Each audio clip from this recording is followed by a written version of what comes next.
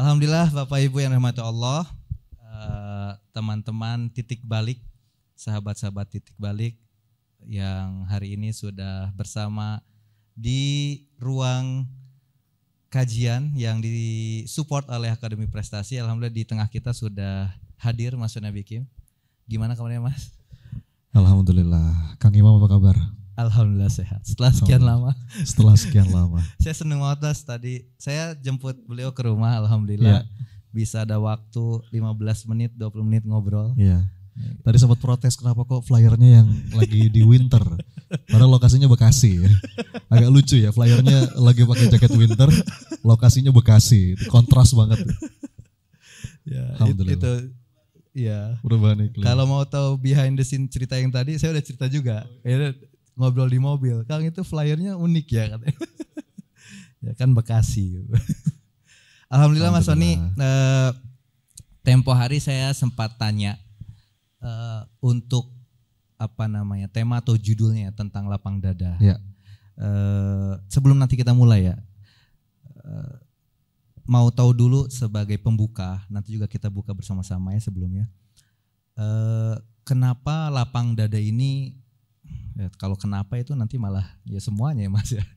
Tapi apakah lapang dada ini benar-benar dibutuhkan di saat kondisi ekonomi, mental yang ada saat ini di masyarakat ini?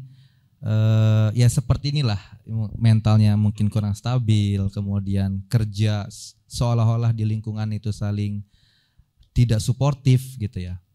Nah, apakah lapang dada ini benar-benar akan menjadi solusi untuk kita gitu? Ya, bismillahirrahmanirrahim. Lapang dada itu menarik nih Kang Imam, karena relate sama tulisan di belakang kita, titik balik ya. Tema besar dari pertemuan kita malam hari ini. Satu, ini langsung aja berarti gak apa-apa ya? Belum. Oh belum. Ini dulu aja headline-nya, hook. Yang namanya jatuh itu kita pasti, betul nggak? Jatuh itu pasti. Bapak Ibu, teman-teman sekalian, karena Allah itu bilang dalam Quran, watil kal ayyamu nudawiluha bainan nas. Jadi pergiliran episode kehidupan itu kita akan ngalamin. Ya, tadi ngobrol sedikit sama Mas Davi juga, pernah jadi karyawan, ya. Sekarang punya usaha sendiri, pernah di bawah, di atas, sehat, sakit, itu kita pasti ngalamin. Nah, ada tiga kelompok manusia nih Kang Imam, ketika sedang jatuh. Yang pertama ada yang tenggelam dalam kejatuhannya itu, dan dia nggak bisa rebound. Titik balik kan rebound ya, antum kan pemain basket ya. Ya. Titik balik itu kan bangkit. Ada orang yang tenggelam dalam kejatuhan, dia terjatuh dan gak bisa bangkit lagi. Biasanya lagu favoritnya, aku terjatuh dan tak bisa bangkit lagi.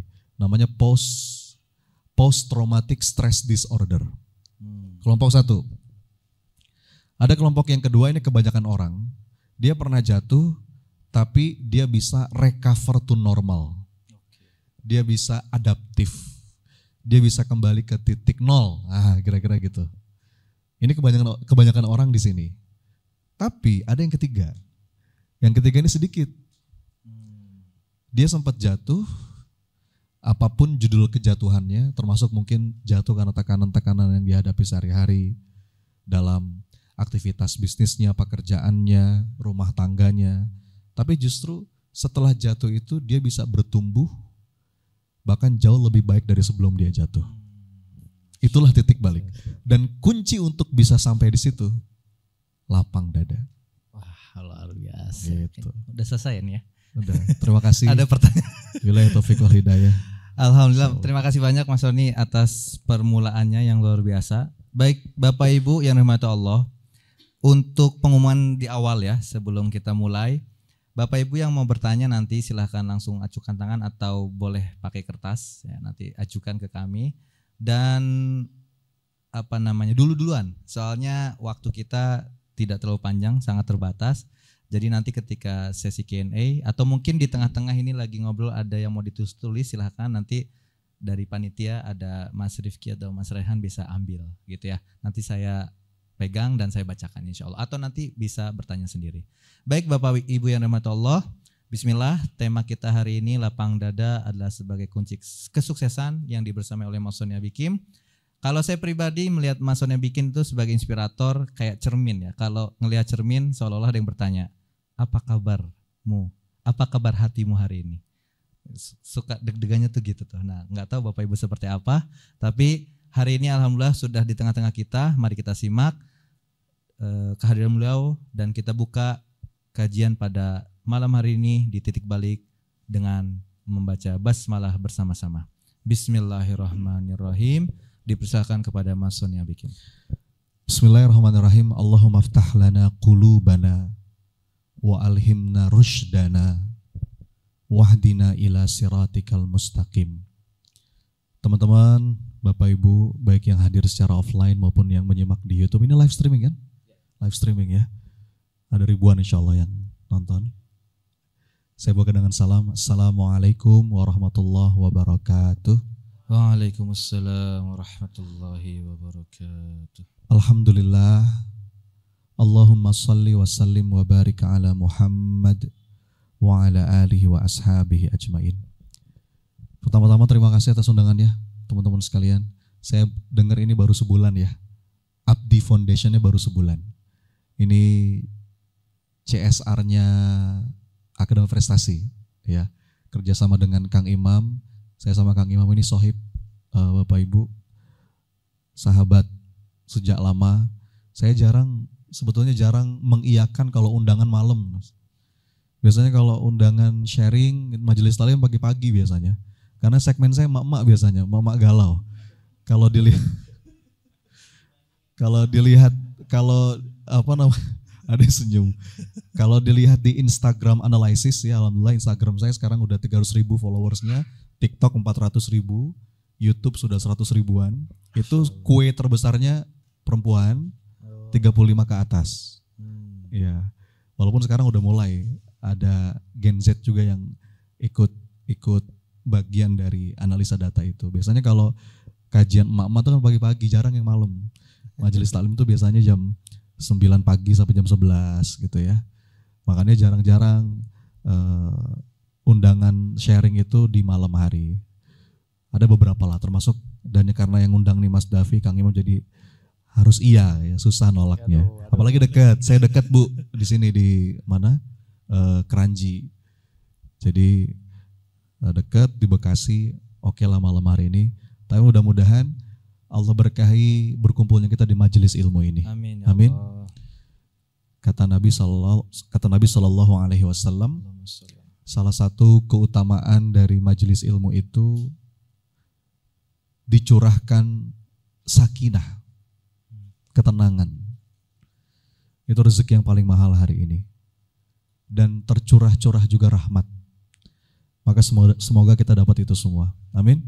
Yuk, supaya makin barokah, kita saling mendoakan dulu. Boleh? Boleh. Pinjam tangan kanannya, angkat ke atas. Angkat ke atas, tolong usap-usap yang sebelah kanannya. Nah, sebelah kanan diusap-usap. Ayo, ikuti kata-kata saya. Saudaraku. Saudaraku. Mudah-mudahan. Malam hari ini. Penuh berkah. Allah karuniakan kita. Ilmu yang bermanfaat. Kalau kamu lagi sempit. Semoga Allah lapangkan. Kalau lagi sulit, semoga dimudahkan. Sejahtera lahir batin. Bahagia dunia akhirat. Amin. Gantian sekarang tangan kirinya, yang sebelah kirinya. Ya. Saudaraku. Amin ya rabbal alamin. Makasih ya. Sudah didoakan. Mudah-mudahan doanya kembali pada yang mendoakan. Berikan senyuman yang paling manis buat kanan kirinya, silakan.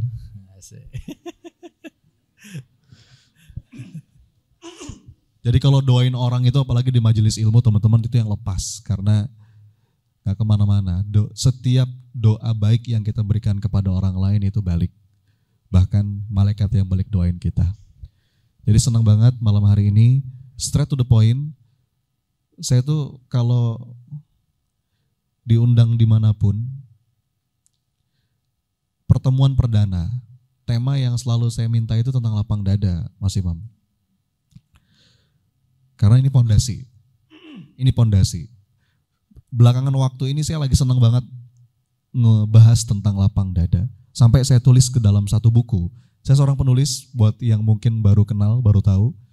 Sudah 7 buku yang saya tulis. Dan buku terakhir itu temanya tentang lapang dada. Baru tahun lalu terbit. Kenapa? Saya yakin banget lapang dada itu kunci. Lapang dada itu saya sebut dengan the key of life. Saya akan sampaikan nanti argumennya.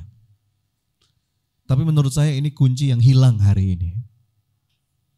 Kenapa dikatakan lapang dada itu kunci? Gini, teman-teman, Bapak Ibu sepakat nggak kalau hidup ini tempatnya masalah?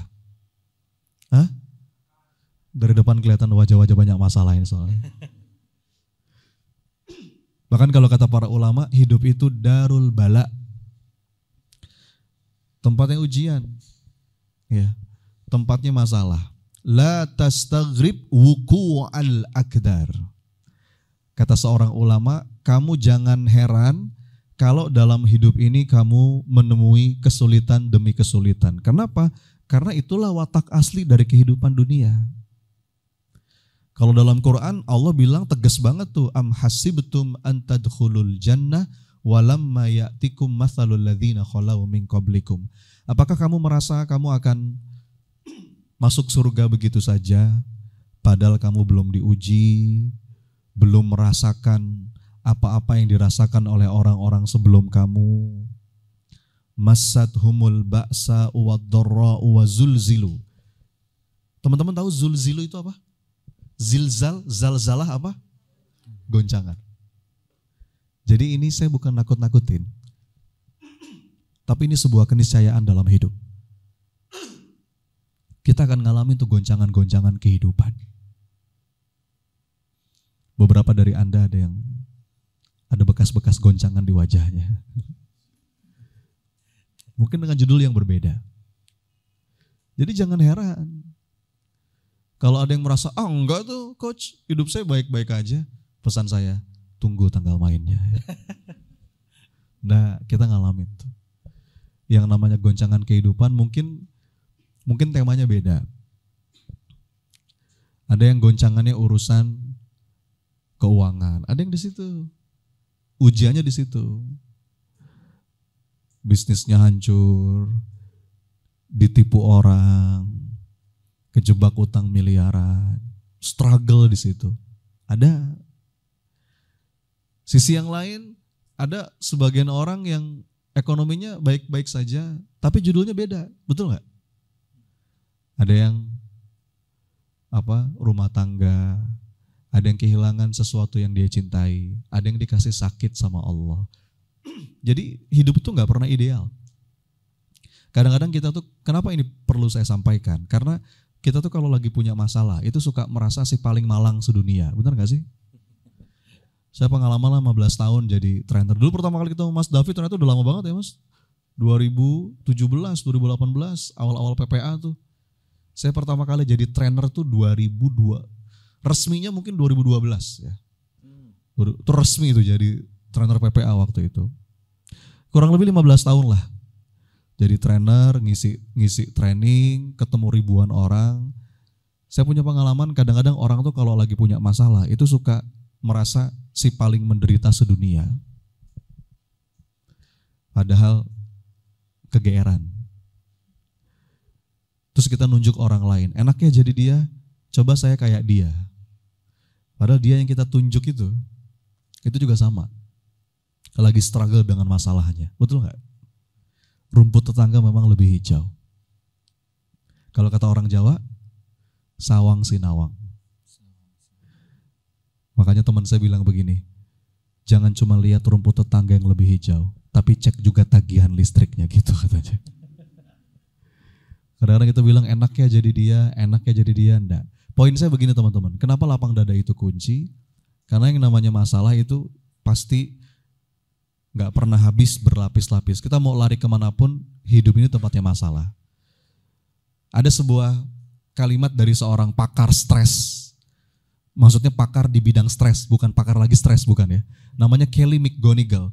Dia seorang peneliti, dia katakan, embracing stress is more important than reducing stress.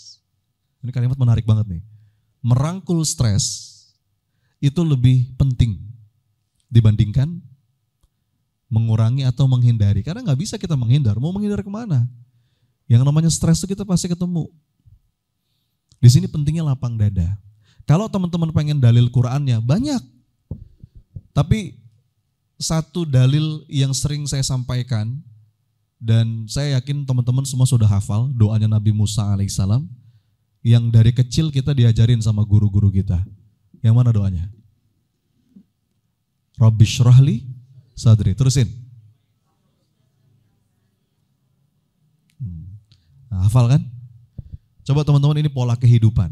Saya lagi menjelaskan kenapa kok saya dengan lantang gitu ya berani mengatakan lapang dada adalah kunci. Lapang dada is the key of life. Di antara pijakan dalilnya tuh ini. Coba lihat urutannya. Ini doanya Nabi Musa yang beliau minta dalam keadaan berat, dalam keadaan sulit, dalam keadaan gelap. Tapi yang menarik, permintaan pertamanya itu Rabbi syrahli sadri. Apa artinya? Ya Rabbi, lapangkan dadaku. Jadi lapang dada itu bahasa Arabnya syarhus sadr. Sadr itu dada. Rabbi syrahli sadri. Ya Rabbi, lapangkan dadaku. Nah, lihat urutannya ya. Baru setelah itu, terusin tadi gimana doanya? Wa yassirli amri. Apa artinya? Mudahkan urusanku. Lihat. Ini perlu saya tegaskan. Jadi mana yang duluan? Urusan mudah dulu baru dada lapang, atau lapang dada dulu baru urusan jadi mudah? Jawab yang tegas, mana yang duluan? Bener nih, yakin? Kenapa saya nanya gitu? Karena banyak orang terbalik mindsetnya, serius. Insya Allah, pengalaman saya jadi trainer, jadi life coach, nemenin sesi konseling. Banyak orang tuh mindset terbalik. Terbalik tuh gimana? Nanti coach, nanti ustadz, kalau urusan saya udah mudah, kalau utang saya udah lunas, kalau sakit saya udah sembuh, kalau dia udah berubah, kalau anak saya udah gak nakal lagi, kalau suami saya udah gak gitu lagi, kalau istri saya udah gak gitu lagi, kalau mimpi-mimpi saya udah tercapai, baru habis itu lapang dada saya. Benar gak? Saya pastikan terbalik. For sure, saya pastikan terbalik. Mestinya gimana? Lapangkan dulu dadamu.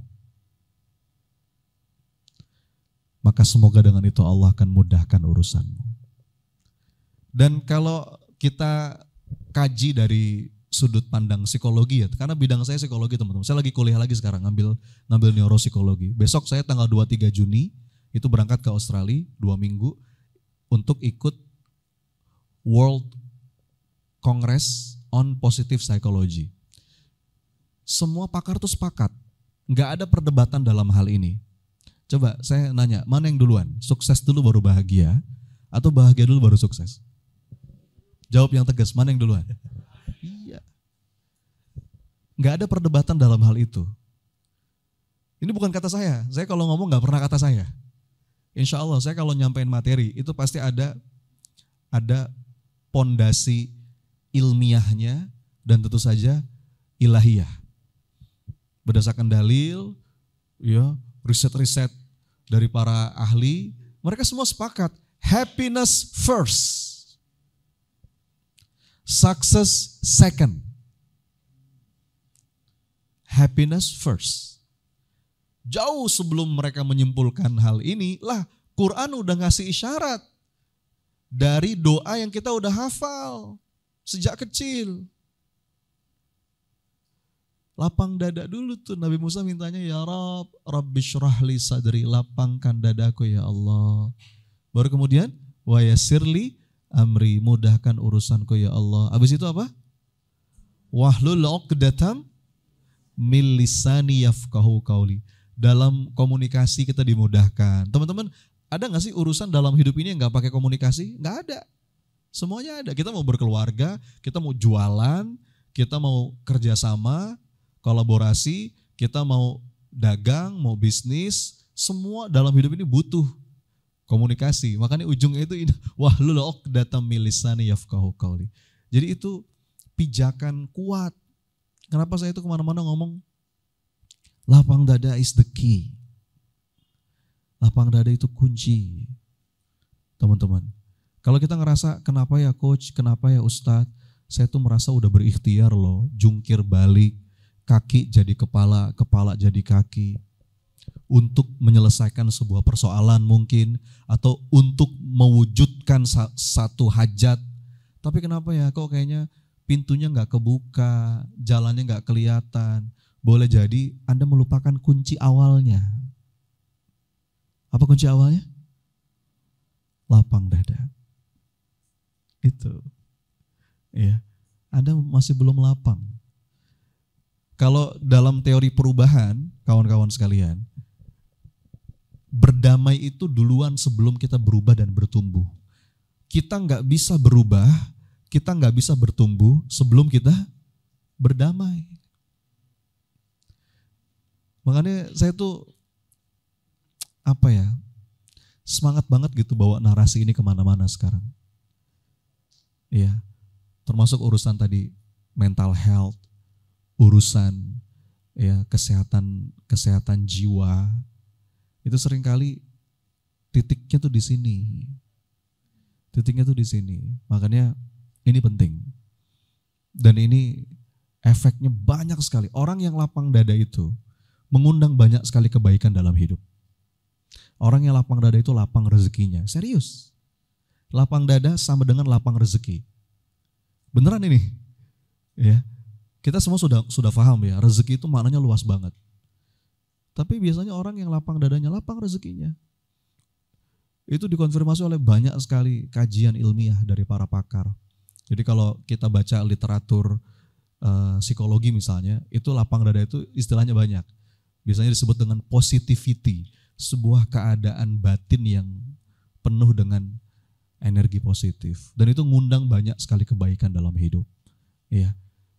Teman-teman kalau ngerjain sesuatu, hatinya tenang, enak gak? Hasilnya lebih berkualitas gak kira-kira? Saya sering kasih analogi begini, pernah kehilangan barang gak di rumah? Barang apa Bu yang sering hilang di rumah biasanya? Kunci, apa lagi? Apa lagi Mas? Hah? Kalau istri saya jarum pentul biasanya, jarum mana jarum gitu ya. Apa lagi yang sering hilang? HP, oke. Enggak, saya mau nanya, apa yang terjadi ketika Anda nyari barang itu, tapi enggak tenang? Kemerungsung gitu, rungsing kalau kata orang Sunda tuh. Ketemu enggak barangnya? Kapan ketemunya? Hah? Ini ada, lagi sholat. Kalau lagi sholat berarti dibantuin setan itu ya. Allahu Akbar. Di situ tuh. Itu memang ada bisikan. Tapi enggak, poin saya kalau kita tenang, berusaha melapangkan dulu ruang jiwa, itu solusi kelihatan. Serius. Ini logik sederhana kok. Pernah nggak? Saya pernah lihat itu video di kamera CCTV ya, itu di TikTok apa di Reels saya lupa. Ada seorang ibu-ibu lagi nyapu, terus sapunya dia taruh sini nih. Pernah nggak lihat? Dia jepit di ketiaknya, terus dia bingung nyari sapu. Kayak gitu tuh. Kalau kita nggak tenang, yang dekat nggak kelihatan. Ya, jadi banyak penjelasannya banyak. Ini kalau mau kita kupas banyak banget Mas Imam. Tapi saya mau meyakinkan kepada Anda, lapang dada itu kunci teman-teman. Kalau kita masih punya dada yang sempit, jiwa yang sempit, itu nanti menyempitkan rezeki, menutup jalan keluar, bikin kita makin ruwet. Ya, sekarang kita punya masalah, terus kita stres sendiri dengan masalah itu, ngurung diri di kamar. Enggak, saya mau nanya, itu kira-kira masalah cepat beres atau makin ruwet kira-kira? Nah iya kan? Makanya dikunci. Nah sekarang pertanyaannya kan pasti straight to the point. Gimana caranya supaya bisa lapang dada gitu kan? Nah ini ya gimana Mas Imam? Ini butuh latihan. Saya sering sampaikan, makanya buku saya ini sebetulnya kalau mau bahas materi lengkap itu, saya punya mentorship, judulnya Mentorship Lapang Dada. Itu minimal 12 kali pertemuan. 12 kali ya? 12 kali. Dibimbing itu? Iya, artinya ini versi singkatnya lah ya. Di dalam mentorship itu saya sampaikan, minimal ya, ada 5 latihan jiwa. 5 latihan jiwa supaya dada kita lapang. Lihat kata kuncinya. Kata kuncinya latihan. Coba diulang, apa? Latihan. Teman-teman sering dengar istilah olahraga? Olahraga itu apa? Olahraga. Raga yang diolah, iya kan? Iya. Physical exercise. Macam-macam tuh. Jenis-jenis olahraga kan macam-macam kan? Jogging, jalan pagi, push up, sit up, angkat beban, kardio, macam-macam. Efeknya apa? Efeknya fisiknya sehat. Healthy, fit, and strong. Tapi ada yang gak kalah penting. Olah jiwa. Persis. Jadi untuk punya dada yang lapang, itu sama aja kayak prinsip punya tubuh yang sehat. Butuh latihan. Gak bisa cuman, mohon maaf ya, ini perlu saya sampaikan. Gak bisa cuman dengerin ceramah, gitu. Misalkan teman-teman hadir di malam hari ini 1 jam, 2 jam, begitu pulang lapang dada saya. Itu hebat banget ustadznya. Butuh dilatih. Ya. Jadi hati-hati ya. Kita hadir di majelis ilmu, alhamdulillah kita syukuri itu ya Rob. Terima kasih engkau masih berikan aku taufik, hidayah untuk tergerak datang duduk di majelis ilmu. Itu syukuri, enggak semua orang mau ke majelis ilmu. Tapi jangan sampai kita terjebak pada ilusi, kesolehan. Enggak otomatis. Ini saya mau ingatkan ya. Enggak otomatis dengan hadir di majelis ilmu terus otomatis soleh gitu. Enggak. Ya. Karena banyak orang kejebak dalam ilusi ini Mas Imam. Saya tuh saya sering dapat curhatan, sering banget. Entah itu dari seorang suami, dari seorang istri, curhatannya begini. Coach, Ustadz, gimana ya? Saya tuh bingung kenapa pasangan saya ini tuh rajin banget ngaji. Bener deh. Seragamnya ganti-ganti. Tapi maaf ya. Gak ada perubahan. Jadi ada ilusi soleh gitu, mentang-mentang udah di majelis ilmu. Enggak. Analoginya begini teman-teman. Analoginya begini ya. Sama kayak misalkan Anda nonton YouTube. Apa yang Anda tonton? Orang lagi olahraga. Apapun lah, Anda nonton doang nih, nonton. Orang lagi lari, orang lagi ngangkat beban. Anda nonton di YouTube. Habis itu TV-nya dimatiin, terus otot Anda jadi. Begitu? Begitu enggak? Enggak. Ilusi. Kayak gitu analoginya. Makanya lapang dada itu butuh latihan. Iya. Nah, latihannya apa aja? Itu yang mau coba saya bahas malam hari ini. Gitu Mas Imam. Mantap. Luar biasa. Jadi gimana? Mau, tapi tar dulu Mas. Iya. Saya lumayan ketawa. Saya sebenarnya enakan dialog nih. Antum menanya apa, Anda jawab gitu aja. Tapi gambarannya itulah kira-kira. Iya. Cuman ini analoginya tadi Bapak Ibu buat saya ya lucu ya. Karena saya salah satu yang pengen diet tapi besok aja gitu ya. Terus kita nonton YouTube gitu kan. Lihat. Kalau zaman dulu tuh langganan majalah kesehatan tuh Mas Imam. Terus itu kayaknya bukan umur saya tuh.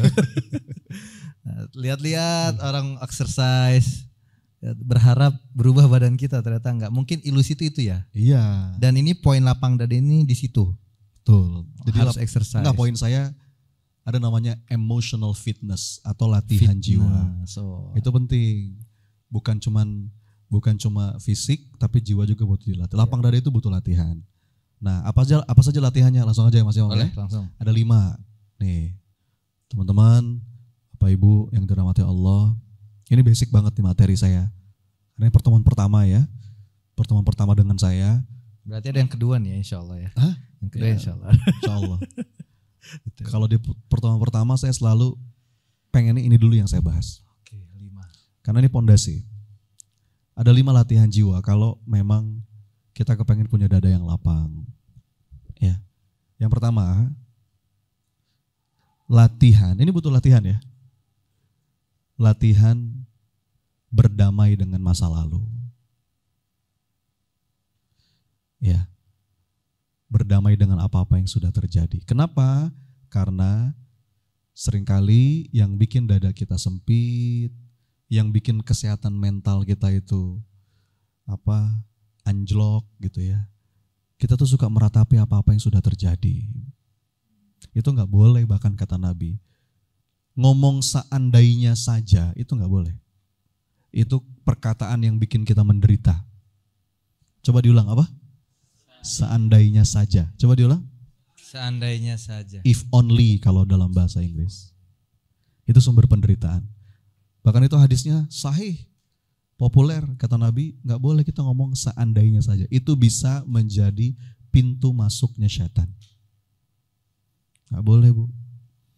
Jangankan untuk urusan yang besar, untuk urusan yang kecil aja nggak boleh. Contoh ya, kita naik motor atau naik mobil, mau ke sebuah tempat. Ada 2 pilihan, bisa belok kanan, bisa belok kiri. Kita pilih dong, belok kanan ah. Begitu belok kanan, macet. Terus ngomong gimana kita? Seandainya. Nah, coba kalau, sama itu. Coba kalau, seandainya tadi belok kiri itu nggak boleh. Ya, Anda bayangkan, untuk yang kecil gitu aja nggak boleh. Rasul mengajarkan untuk apa yang sudah terjadi, apapun itu, ngomong apa?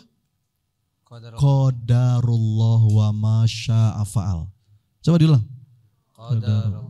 Apapun yang sudah terjadi. Sudah, tinggal kita ambil pelajaran. Kalau memang kita ada kesalahan, istighfar, ambil pelajaran, jangan diratapi. Apa yang bisa saya perbaiki?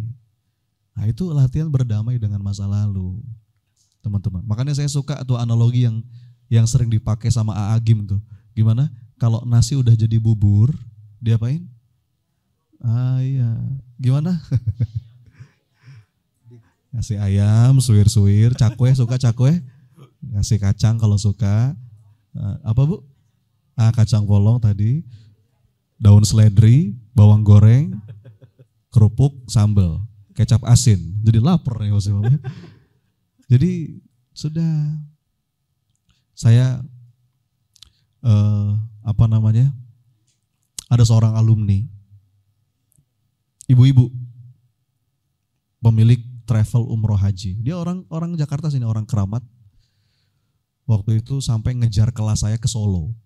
Dia ngejar, Mas Sony jatuhnya di mana nih? Jabodetabek belum ada. Wah, ada yang terdekat di Solo. Sampai terbang ke Solo hanya untuk ngejar kelas saya. Ya. Lagi galau memang, ketipu orang 5 atau 6 M gitu. Wah, galau, gelisah, nggak bisa tidur. Ikutlah kelas saya. Habis ikut setengah hari waktu itu, kelas surrender waktu itu. Habis ikut kelas setengah hari, terus begitu beres kelas, dia menghampiri saya. Dia bilang, Coach, Ustadz, makasih ya. Kenapa? Sekarang saya lega. Kenapa Bunda? Dia cerita. Iya, Ustadz, saya baru ketipu. Lumayan saat 5 eman. Ya, kemarin-kemarin saya masih ngomong, seandainya saja. Seandainya saya gak ketemu orang itu. Seandainya saya gak transfer ke dia. Seandainya saya gak percaya. Seandainya, itu udah terjadi belum? Jawab, udah belum? Udah. Kalau sudah? Sudah. Qadarullah wa masyafa. Tinggal kita ambil pelajaran. Kalau emang kita ada salah, taubat ya Allah, ini karena dosaku mungkin ya Allah. Mungkin karena aku kurang teliti, karena aku tidak mengkaji, tidak berhitung. Yang sudah. Jangan diratapi terlalu dalam. Apa yang bisa saya lakukan, lakukan. Kalau emang berat, mudah-mudahan jadi penggugur dosa. Lapor polisi, lapor aja gak apa-apa. Itu bagian dari ikhtiar. Tapi gak usah diratapi. Gitu loh maksudnya. Nah makanya, latihannya itu dengan latihan acceptance namanya. Latihan apa? Acceptance itu bahasa gampangnya ridho. Latihan jiwa yang pertama itu latihan acceptance, latihan ridho, dan itu amal yang agung kawan-kawan. Serius deh. Ada seorang psikiater dari Amerika namanya M. Scott Peck. Dia sudah menangani berbagai macam jenis gangguan jiwa. Teman-teman, gangguan jiwa kan macam-macam ya. Ada yang ringan, sedang, berat.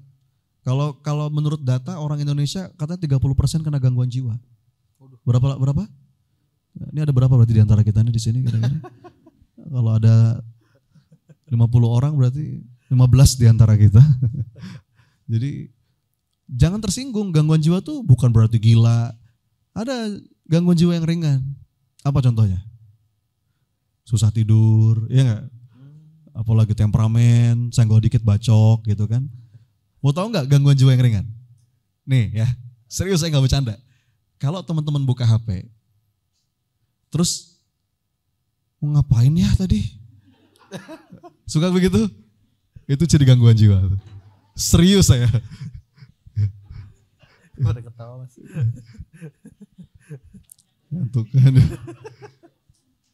Itu udah biasanya ada apa ya? Ada tumpukan-tumpukan mungkin negativity dalam jiwanya. Nah, kata M. Scott Peck, dia ngomong begini, menarik sekali. Gangguan jiwa itu levelnya macam-macam. Ada yang ringan, ada yang sedang, ada yang berat. Tapi, kata beliau, semua jenis gangguan jiwa itu akarnya sama. Tahu nggak apa? Nggak mau menerima. Mau gangguan jiwa yang kecil, ya sekedar nggak bisa tidur, sekedar suka marah-marah, ya, insomnia dan lain sebagainya. Sampai gangguan jiwa yang berat, bukan kata saya nih, ini kata psikiater terkenal di Amerika. Dia bilang semua gangguan jiwa itu akarnya satu, apa? Nggak mau menerima. Jadi ridho itu teman-teman, aduh, ini latihan jiwa yang agung. Bahkan kata para ulama, ibadah hati yang ridho, ini saya serius ya, ibadah hati yang ridho itu bobotnya bisa lebih berat daripada sholat malam. Beneran saya. Dibandingkan ibadah sunnah apapun. Coba ibadah sunnah yang paling top apa? Sebutin. Nah, tahajud kan? Apalagi? Banyak, puasa sunnah, sholat duha, ya enggak? Umroh sunnah kan? Kata para ulama, terkadang ibadah hati ridho itu bobotnya di sisi Allah bisa lebih berat dibandingkan semua itu. Makanya kita nggak bisa loh teman-teman menghakimi orang. Ada orang yang kelihatannya ibadahnya biasa-biasa aja gitu ya, nggak soleh-soleh banget, cuman yang wajib dia kerjain, yang sunnah ya biasa aja lah gitu, nggak kelihatan soleh, nggak kelihatan solehah, tapi siapa tahu dia punya kedudukan mulia di sisi Allah. Lantaran apa? Nggak pernah ngeluh. Dia tuh menjalani hidup tuh dengan ridho. Ya, karena dia yakin. Apa rahasia gini? Boleh direkam, jadiin story ya. Apa rahasia orang-orang beriman itu lapang dadanya? Karena dia yakin 3 hal. Apa itu? Tidaklah Allah menetapkan sesuatu kecuali itu yang terbaik. Tidaklah Allah menunda sesuatu kecuali jadi semakin baik, dan tidaklah Allah mengganti sesuatu kecuali itu yang lebih baik. Perlu diulang? Belum dapat ya? Ada beberapa suasana batin yang membuat orang-orang beriman itu lapang dadanya. Dia mudah ridho. Apa? Dia yakin tidaklah Allah menetapkan sesuatu kecuali itu yang terbaik. Tidaklah Allah menunda sesuatu kecuali jadi semakin baik. Dan tidaklah Allah mengganti sesuatu kecuali itu yang lebih baik. Enak gak? Enak. Jadi teman-teman, orang-orang beriman itu mudah ridho karena dia yakin 3 tadi. Ada masanya yang kejadian mungkin sesuai dengan apa yang kita inginkan, apa yang kita harapkan. Pernah ngalamin? Pernah gak kita berharap A yang kejadian A? Pernah? Pasti pernah dong. Kita berdoa mintanya A yang Allah kabulkan A. Pernah? Pasti pernah. Saya tuh punya anak 3. Tiga-tiganya sesuai sama doa saya. Anak pertama, ya Allah minta laki-laki ya Rabb. Allah kasih laki-laki. Anak kedua, ya Allah perempuan supaya sepasang. Allah kasih perempuan. Anak ketiga, ya Allah perempuan lagi ya Allah. Biar lucu. Perempuan lagi. Ada masanya begitu tuh. Saya ingat banget dulu waktu SMA pernah berdoa, ya Allah pengen bolak-balik ke tanah suci. Alhamdulillah punya travel, hampir tiap bulan berangkat. Kadang-kadang ada masanya kita minta A, Allah kabulin A. Pasti pernah dong. Tapi ada juga cara yang kedua. Kita minta A, Allah kasih B. Kenapa? Karena B itu lebih baik dan lebih kita butuhkan. Masalahnya kadang-kadang mata kita ke A terus. A ya Allah. A. Pokoknya A. Istikharah sih, tapi istikharahnya gini, ya Allah kalau dia baik jodohkan. Kalau dia nggak baik, perbaiki dia ya Allah. Itu bukan istikharah namanya. Itu udah kena virus namanya harusitis. Apa nama virusnya? Teman-teman ini saya serius ya, beneran. Banyak orang itu hancur mentalnya karena harusitis. Serius saya. Ini kisah nyata ya, ada seorang anak yang betul-betul hancur. Gara-gara apa? Dia tuh dari kecil udah didoktrin sama orang tuanya. Kamu nanti kuliah di luar negeri, kamu harus di luar negeri, kuliah di luar negeri. Dari kecil tuh dibangun doktrin itu memang. Qadarullah begitu dia udah beranjak dewasa, mungkin orang tuanya hancur bisnisnya gitu ya. Nggak punya kemampuan lagi, coba-coba beasiswa juga gagal. Gak keterima di luar negeri, stres itu anak, beneran. Hati-hati, padahal kita nggak tahu. Siapa tahu justru karena dia gagal ke luar negeri, harus kuliah di Indonesia. Tapi Allah punya rencana baik di situ, betul nggak? Iya, jelas telak banget kok dalam Quran ayatnya. Wa asa an takrahu syai'an wa huwa khairul lakum, wa asa an tuhibbu syai'an wa huwa syarrul lakum. Boleh jadi kamu itu nggak seneng sama sesuatu padahal itu baik. Boleh jadi kamu seneng sama sesuatu padahal itu nggak baik. Wallahu ya'lamu wa antum la ta'lamun. Allah yang tahu, kamu nggak tahu. Jadi jangan sok tahu. Enggak, teman-teman. Ada kalanya Allah ganti, ada kalanya Allah tunda. Dan tidaklah Allah menunda sesuatu kecuali itu jadi semakin baik. Itu kaidahnya teman-teman. Segala sesuatu yang Allah akhirkan itu pasti hendak Allah sempurnakan. Itu pasti. Yang ditunda, yang diakhirkan itu lebih sempurna. Itu udah pasti, itu kaidah. Jadi enak. Orang tuh mudah ridho. Jadi latihan pertama itu latihan ridho. Ngomong aja dulu, nggak apa-apa. Walaupun mungkin hatinya belum ngikut, minimal mulut kita ngucap, ya Allah hamba ridho. Tiap pagi, setiap petang kita berdoa, raditu billahi rabba, ya Allah hamba ridho. Allah tahu tuh, walaupun kita di sini masih belum nih, di sini masih belum, minimal di mulut kita ngomong, ya Allah hamba ridho, ya Allah hamba ridho, ya Allah hamba ridho. Jadi latihannya disebutkan itu. Latihannya namanya self talk ya. Self talk. Apa istilahnya sih? Afirmasi ya. Afirmasi. Zikir pagi petang itu kan lebih dahsyat dari sekedar afirmasi. Yeah. Namanya doa afirmasi. Itu latihannya tuh dari mulut dulu. Kenapa sih kita diminta zikir? Gak apa-apa, zikir itu kan beberapa level ya. Yeah. Level pertama mungkin zikir cuma di mulut aja nih Mas Imam. Pikirannya lalai, hatinya lalai. Gak apa-apa, itu level 1. Gak apa-apa, jangan bilang itu gak bagus, itu bagus. Itu udah bagus. Kalau kata Imam Al-Ghazali, ada seorang yang bertanya kepada beliau, wahai Imam, bagaimana ya, aku nih zikir sih, tapi hatiku lalai, pikiranku lalai. Kata Imam Al-Ghazali, gak apa-apa. Lebih baik kamu lalai dalam keadaan berzikir dibandingkan lalai dalam keadaan yang lain. Sholat aja dulu. Jangan nunggu khusyuk baru sholat. Sholat aja dulu. Level 1 tuh. Cuman di mulut tapi pikiran lalai, hatinya gak ikut. Level 2 mulai dengan kesadaran pikiran. Kesadaran pikiran tuh dia ngerti apa yang dia baca. Ketika dia bilang Subhanallah, berarti lagi mensucikan Allah. Dia ngerti itu apa yang dia baca.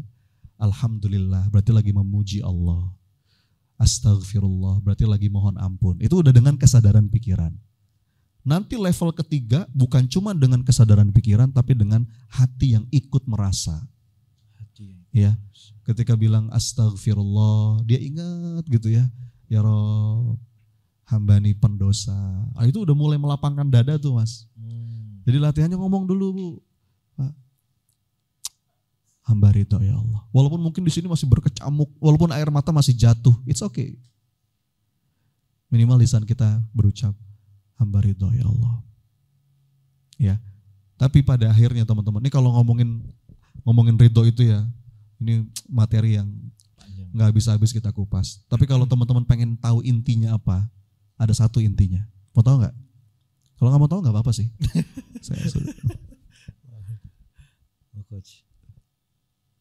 Jantung dari ridhonya seorang hamba, inti dari ridhonya seorang hamba itu adalah, kenapa sih ada orang tuh mudah ridho? Satu, jawabannya, karena dia berharap Allah meridhoinya. Dah. Karena dia berharap. Ini teorinya sederhana, latihannya nggak mudah. Makanya ayatnya radhiyallahu anhum wa radu'an. Jadi orang yang sudah orang yang pengennya diridhoi sama Allah itu teman-teman, nggak ada yang bisa bikin dia resah dan gelisah. Apapun keadaan hidupnya, kadang di atas, kadang di bawah, kadang dijunjung, kadang dibanting. Biasa aja, itu sebuah pergiliran episode kehidupan. Nggak mungkin kita di atas terus, ada waktunya kita jatuh. Nggak mungkin kita sehat terus, ada waktunya sakit. Nggak mungkin orang mendekat terus, ada waktunya orang pergi menjauh. Tadi di mobil Mas Imam bilang, Masya Allah, Mas Sony sekarang sibuk banget katanya. Ya ada masanya Mas, saya bilang. Sekarang lagi banyak yang ngundang. Nanti suatu hari mungkin nggak ada yang ngundang, biasa aja. Ya. Sekarang lagi terkenal, nanti orang nengok. Saya pernah ngobrol sama timnya Agim tuh, namanya Pak Eka. Waduh dulu Ustadz waktu Agim lagi tinggi-tingginya, padahal kita cuma timnya nih Ustadz. Tapi kalau datang di servis yang terbaik. Ketika ada masanya kan, ketika ya kita semua tahu lah ceritanya ya. Ada masanya jatuh, orang lirik aja enggak, ya biasa aja. Ada waktunya orang muji, ada waktunya orang menghina, biasa aja. Dan orang yang tenang itu, orang yang lapang itu, dia berharap satu. Ya Rob, dalam keadaan apapun, asal dengan ini engkau ampuni aku, engkau ridho padaku, aku baik-baik saja. Ya. Kalau dengan ini engkau ridhoi aku ya Allah, aku pun ridho. Nah itu tuh. Kalau guru saya bilang, ketika seorang hamba punya kondisi batin kayak begitu, dia akan jadi manusia segala musim. Musim panas, musim hujan, musim duren, musim rambutan, musim apa lagi? Apa-apa ya Allah. Pokoknya hadiah terindah adalah apa yang saat ini aku miliki, dan takdir terindah adalah apa yang saat ini aku jalani. Nah, bagus buat status WhatsApp itu ya. Gimana? Prinsip hidup orang-orang yang ridho itu, hadiah terindah adalah apa yang saat ini aku miliki, takdir terindah adalah apa yang saat ini aku jalani. Nggak ada seandainya saja, nggak ada. Itu latihan yang pertama. Ini panjang nih kalau dibahas nih ya. Latihan yang kedua, teman-teman sekalian. Tadi yang pertama apa? Berdamai dengan masa lalu. Latihan yang kedua, berdamai dengan masa depan. Karena banyak orang sempit dada, karena apa? Mencemaskan masa depan, betul nggak? Nanti kalau tadi seandainya saja, yang kedua ini nanti gimana? Itu gimana ya? Itu tuh. Itu menyempitkan dada. Anxious.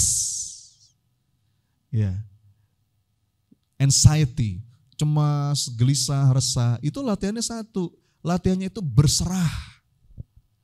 Coba diulang apa? Berserah. Kalau saya sebut surrender, itu satu buku tuh saya tulis. Ngomongin surrender satu buku saya tulis. Buku saya yang ke-6 tuh judulnya surrender. Berserah itu bukan menyerah, beda loh ya. Berserah itu kalau dalam diksi Quran itu bisa tawakal, bisa tafwid, dari kata fawwada yufawidu tafwid, bisa juga taslim. Tapi tawakal itu bukan pasif. Itu gerak aktif tapi yang terbingkai dengan kedamaian. Ya. Buktinya apa? Gampang aja teman-teman. Saya mau nanya, doa apa yang ada kata-kata tawakalnya yang sering Anda baca? Bismillahi. Nah, saya mau nanya, Anda kapan baca doa itu? Kapan? Ketika mau tidur atau ketika mau bergerak? Anda baca Bismillahi tawakkaltu 'alallah la haula wala quwata illa billah. Habis itu tarik selimut, tidur atau melangkah. Nah, itu logik sederhana. Jadi tawakal, berserah itu aktif. Tapi gerak aktif yang terbingkai dengan kedamaian. Dia paham betul yang namanya dikotomi kendali. Kalau sekarang lagi terkenal namanya filosofi stoik, ya.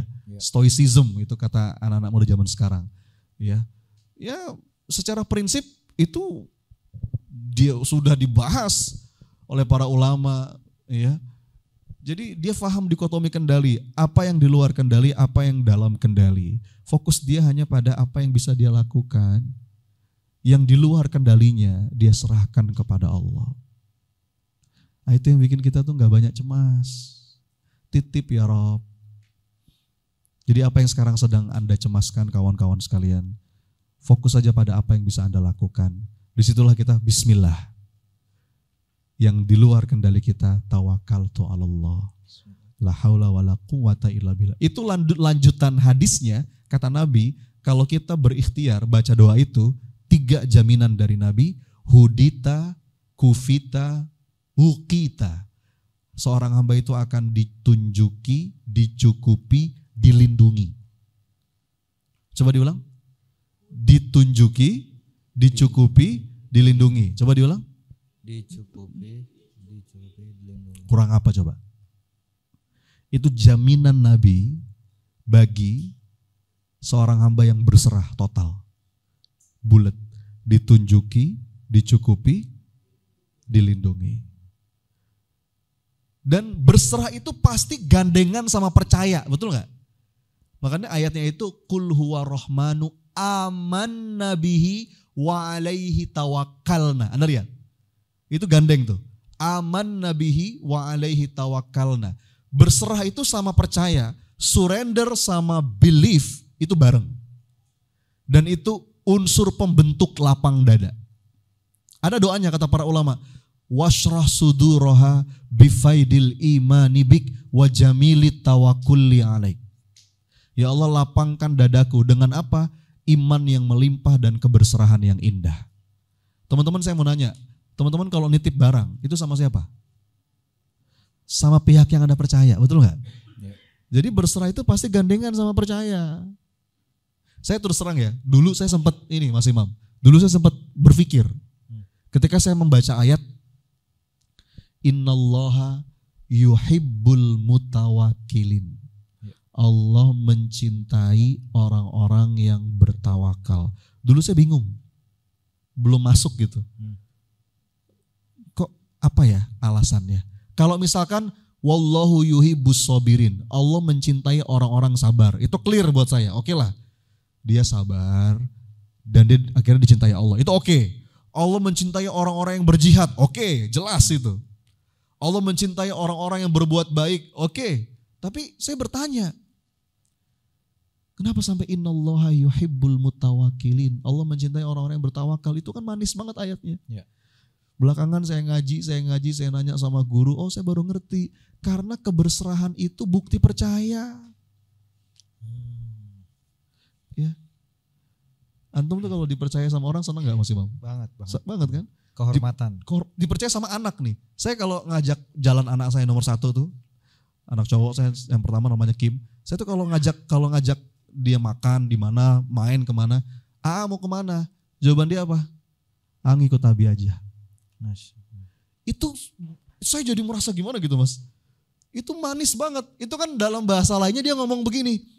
Bi, pokoknya kalau Abi yang ngajak, AA yakin Abi akan ngajak ke tempat yang terbaik. Betul gak? Iya. Dia berserah total. Dan itu manis banget buat saya. Walaupun berbeda dengan terserahnya wanita kalau ditanya mau makan apa, itu agak rumit ya. Makan apa Bu? Terserah. Ketoprak yuk, kacang Ustaz. Oke. Soto Betawi gimana? Santan Ustaz.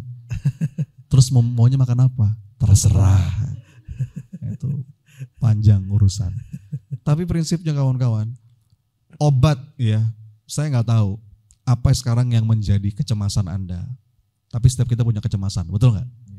Lagi cemas apa, lagi takut apa, lagi khawatir apa, itu obatnya berserah. Lakukan apa yang bisa Anda lakukan. Itu ikhtiar namanya. Yang di luar kendali, serahkan kepada Allah. Kenapa orang stres, overthinking, disebutnya aja overthinking, berarti thinkingnya over.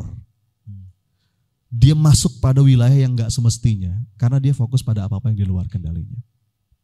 Ya, itu saya percepat aja ya, waktu kita terbatas. Yang kedua, kalau pengen lapang dada. Tiga. Iya, tadi yang kedua apa? Berdamai dengan masa depan. Tadi yang pertama apa? Berdamai dengan masa lalu. Ridho.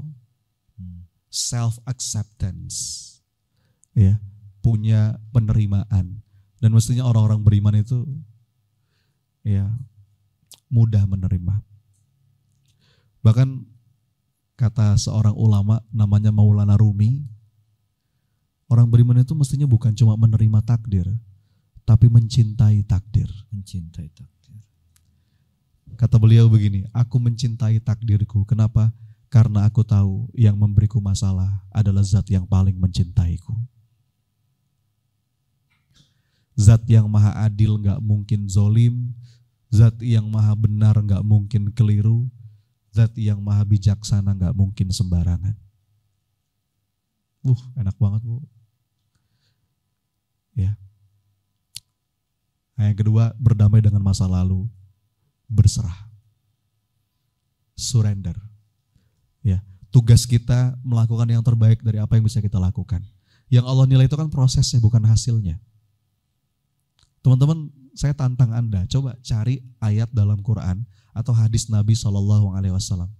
Ada nggak perintah berhasil? Ada nggak perintah berhasil? Perintah berhasil. Nggak ada perintah berhasil.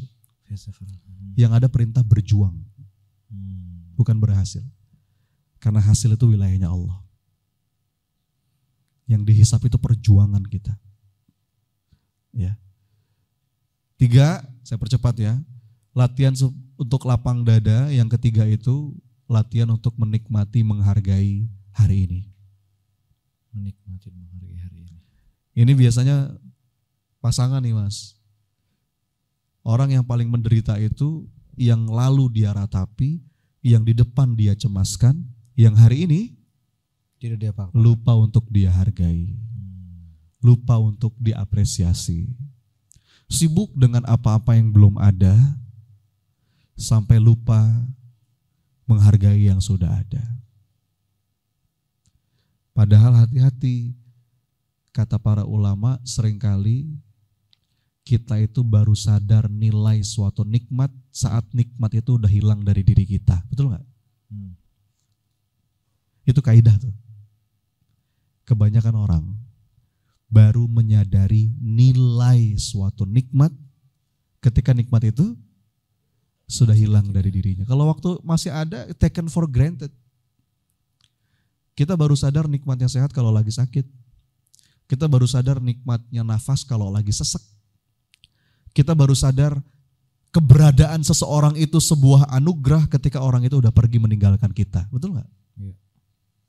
Jadi teman-teman jangan sampai kita kejebak di sini. Cobalah sesekali itu isi doa kita cuma, ya Allah, alhamdulillah. Makanya kata Nabi, afdolud doa, alhamdulillah. Doa yang paling afdol itu, alhamdulillah. Bukan berarti kita gak boleh minta ya, udah minta tuh bagus, Allah tuh seneng kalau hambanya banyak minta. Tapi cobalah sesekali aja kawan-kawan, duduk, tarik nafas. Makasih ya Allah. Makasih ya Rob. Bahkan dalam keadaan sulit sekalipun, janjinya Allah itu dalam Quran, kesulitan itu selalu beriringan dengan kemudahan yang lebih banyak. Itu kaidah hidup. Ketika Allah menutup satu pintu, di saat yang bersamaan Allah membuka pintu yang lain. Tapi kita suka terlalu lama menatap pintu yang tertutup itu sampai pintu yang terbuka gak kelihatan. Sibuk dengan, oke, mungkin di sini ada masalah kita yang belum selesai, ada hajat kita yang belum tercapai. Oke. Tapi coba geser. Di sisi yang lain Allah tuh ngasih banyak banget nikmat buat kita, kawan-kawan. Nah, ini ada latihannya. Saya sebut dengan appreciative praying gitu. Jadi bagaimana ketika habis sholat, duduk sejenak, yang kita hadirkan dalam benak kita itu adalah hal-hal apa sih yang kalau kita ingat itu, kita tuh merasa berterima kasih sama Allah. Latihan yang ketiga. Latihan yang keempat, latihan untuk gak usah pusing dengan apa kata orang. Nah ini, berdamai dengan apa kata orang. Kenapa? Saya tahu kawan-kawan, dan ini juga menurut para ahli ya, ternyata Mas Imam, ada seorang profesor namanya Rory O'Connor. Dia bilang begini, yang paling bikin manusia itu menderita ternyata bukan urusan materi. Bukan urusan gak punya duit, bukan. Yang paling bikin orang itu menderita secara psikologis itu bukan urusan sehat atau sakit, bukan. Ternyata menurut beliau sumber terbesar penderitaan manusia itu terlalu memikirkan apa yang orang lain pikirkan tentang dirinya. Istilahnya social perfectionism. Social perfectionism. Ya. Padahal capek luar biasa. Kita nggak bisa bikin semua orang ridho sama kita, betul nggak? Kata Imam Syafi'i, inna ridhon nas ghayatun la tudrak. Berharap semua orang ridho kepada kita mustahil. Jadi teman-teman, enteng-enteng aja, nggak apa-apa. Jadi kita nggak, ya mungkin dalam beberapa keadaan kita klarifikasi, kita sampaikan penjelasan, tabayun, tapi kita nggak bisa memaksakan orang sepakat sama kita, betul nggak? Ya. Bahkan kalau kata Sayyidina Ali sampai ngomong begini, sebetulnya kita nggak perlu menjelaskan tentang diri kita kepada siapapun. Kenapa? Karena orang kalau sudah benci nggak percaya itu, tapi orang kalau sudah suka nggak butuh itu. Jadi teman-teman, jangankan kita, Nabi aja ada yang gak suka, betul? Nabi itu kurang sempurna gimana lagi? Ya, manusia paling sempurna, gak ada cacat. Yang menghina ada, yang mencaci ada. Loh, apalagi kita yang hina betulan, kan gitu ya. Makanya ini latihannya namanya latihan ikhlas. Latihan untuk gak pusing dengan komentar orang. Apalagi ya, saya tuh dapat sebuah kalimat kawan-kawan. Ini majelep banget sih kalau buat saya. Kalimatnya begini. Seandainya engkau tahu betapa cepatnya manusia melupakanmu setelah engkau wafat, maka engkau tidak akan sudi mencari perhatian dari siapapun. Kecuali Allah saja. Kawan-kawan, ini rahasia ya. Besok lusa kita meninggal, orang lupa sama kita. Betul nggak? Betul nggak? Nggak usah lama-lama, 1 jam, 2 jam, kita dikubur, udah tuh, kita akan dilupakan. Mungkin ada yang masih ingat pasangan, anak, nggak lama. Paling 1 tahun, 2 tahun. Habis itu mereka sibuk lagi dengan dunianya. Terus ngapain kita jungkir balik hanya sekedar ingin dinilai, diakui, dihargai, dianggap baik oleh orang. Relax aja teman-teman. Itu gak ada hisapnya buat kita. Yang dihisap itu bagaimana sikap asli kita dan Allah cukup jadi saksi. Itu ya. Dan terakhir yang kelima. Apa yang kelima? Tadi yang pertama apa, ingat gak?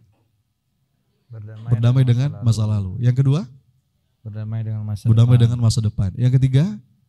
Syukuri hari ini. Latihan untuk menikmati, menghargai, enjoy hari ini, masa kini. Yang keempat? Berdamai dengan apa kata orang. Jadi orang yang lapang itu dia apa ya? Orang muji ya biasa, orang mencaci ya biasa. Gitu. Apa kalau istilahnya itu dipuji dia nggak terbang, dicaci dia nggak tumbang. Gitu. Itu nggak apa-apa. Dia punya psychological independence, nah itu istilahnya tuh. Kemerdekaan psikologis. Dia nggak meletakkan kebahagiaannya di mulut orang. Ya.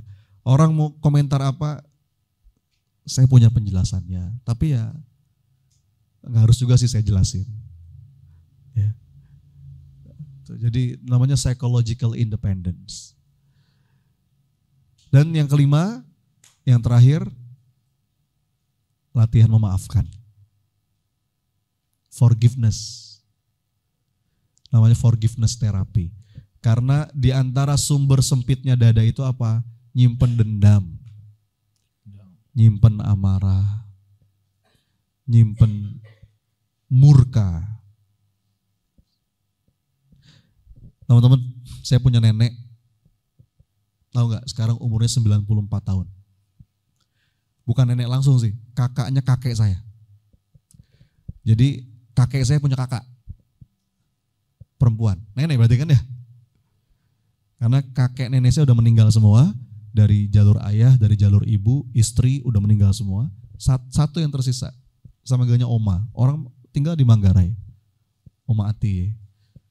Sekarang umur 94 tahun. Tahu nggak? Nggak ada pikun sama sekali.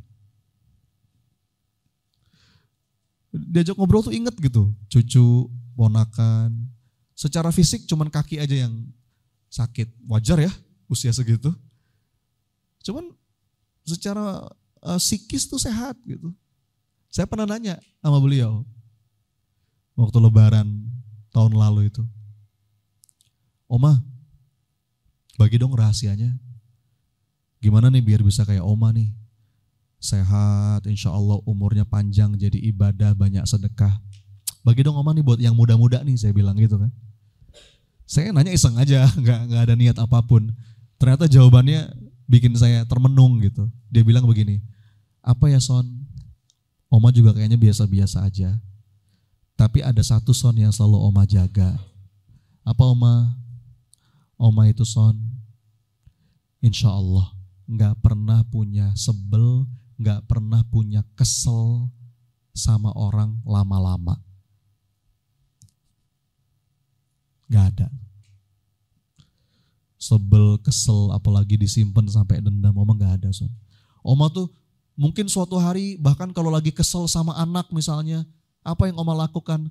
Oma peluk anak Oma dan Oma katakan kepada Allah, ya Allah, hamba ridho air susu hamba diminum sama dia. Dah, Oma ceria lagi. Dia ngomong gitu, itu ngomongnya ringan tapi saya dalam hati, ya Allah, ini dalam nih. Saya jadi ingat hadis-hadisnya Nabi. Karena itu sebetulnya pilihan kita. Nggak ada yang bisa menyakiti hati kita kecuali kita izinkan, kawan-kawan. Kebanyakan dari kita hobinya nyimpen, betul nggak? Ahli sejarah. Ustadz, setiap detail perkataan dia gak akan saya lupa seumur hidup, Ustadz.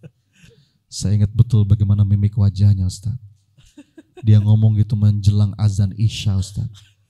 Pada tanggal 2 Januari 1978. Kawan-kawan sekalian, it's your choice.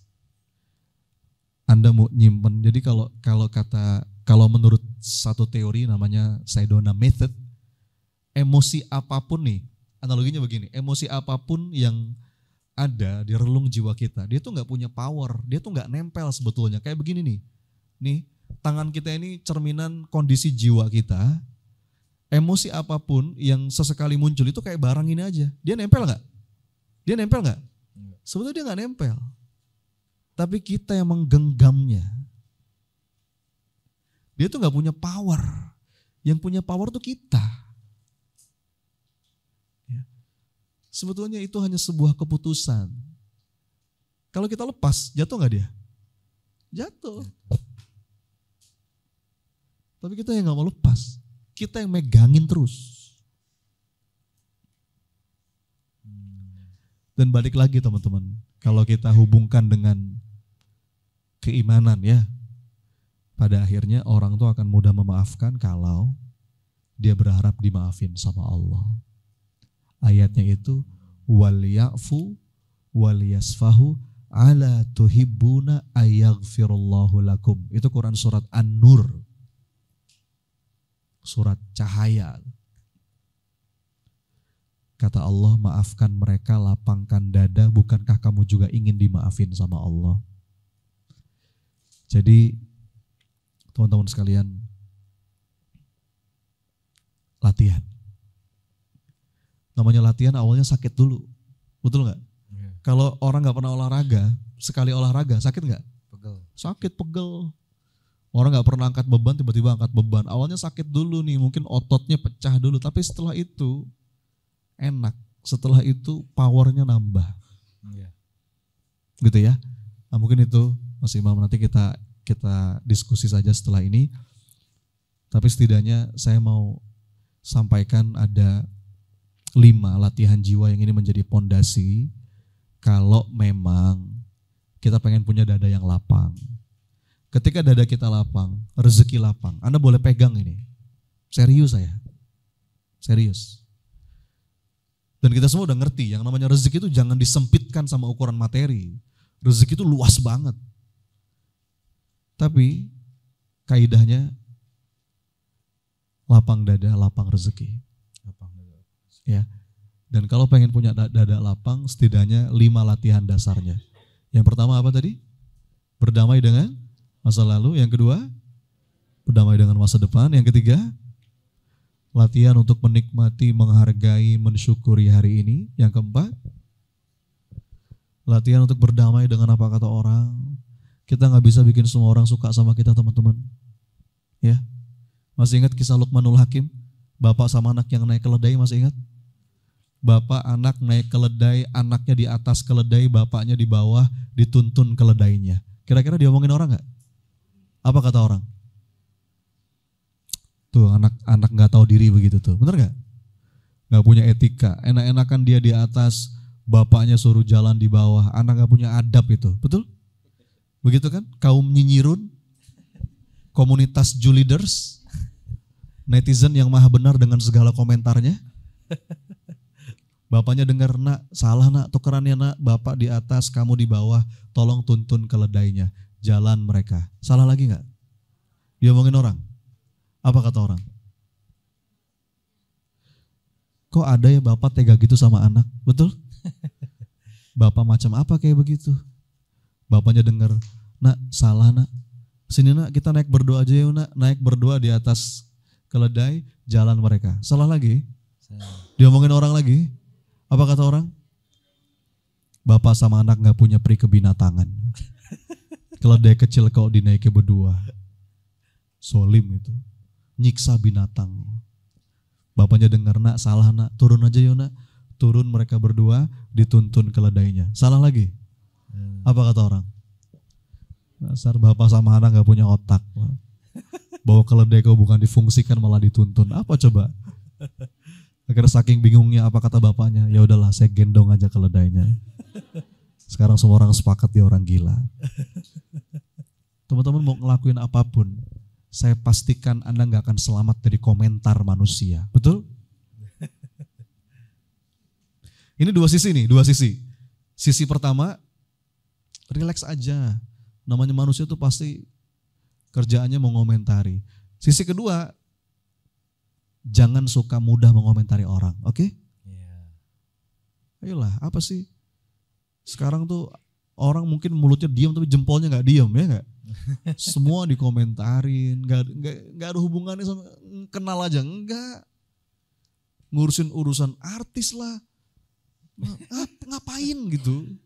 Ya, jadi itu dua sisi. Satu sisi jangan pusing dengan apa kata orang. Selama kita yakin apa yang kita lakuin itu benar, ya, niatnya benar, caranya baik, go ahead, just do your best. Orang salah paham, kalau kita punya kesempatan jelasin, ya jelasin. Tapi kita nggak bisa memaksa semua orang sepakat sama kita. Relax aja Bu, nggak apa-apa, ya nggak bahaya. Omongan orang tuh nggak bahaya. Yang bahaya tuh dosa kita. Ya. Nah, sisi yang lain jangan mudah komentar. Ya. Tahan. Sesuatu yang bukan ranah kita, bukan urusan kita. Dan yang kelima tadi, latihan memaafkan. Allahu a'lam bishawab. Gitu mungkin Mas Imam. Silakan kita kembangkan dalam diskusi. Barakallahu fikum. Bagaimana Ibu? Sakit pipinya? Sakit hatinya ditampar-tampar? Insyaallah, alhamdulillah. Baik Bapak Ibu, makasih banyak Mas Sony. 5 tips, 5 kunci atau ya 5 latihan jiwa. Tadi saya sebenarnya mau nanya secara fisiknya harus ngapain, tapi Mas Sony tadi sudah sampaikan bahwa ini adalah latihan jiwa di hati sifatnya. Walaupun kita bisa memulai dari lisan tadi ya, misalkan self talk gitu ya Mas ya tadi ya. Barangkali Bapak Ibu ada yang bertanya, yang sudah mungkin menyimpan pertanyaan sebelumnya ya, boleh yang akhwat paling belakang bisa bertanya. Saya izin ke sana yang ngasih mic-nya nih.